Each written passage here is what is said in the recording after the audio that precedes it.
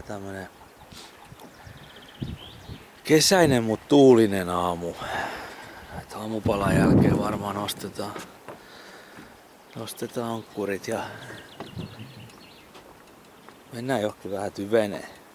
Eilen oli aivan saamarin kuuma ja yö oli tosi lämmin ja tyyni. Nyt se vähän rupesi tuuleen tuolta. Ollaan tässä kumminkin tavallaan tuulensuojassa.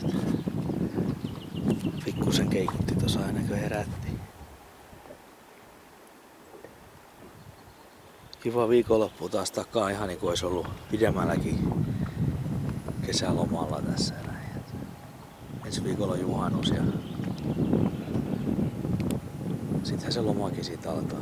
Ois nää ilmat vaan tämmösiä.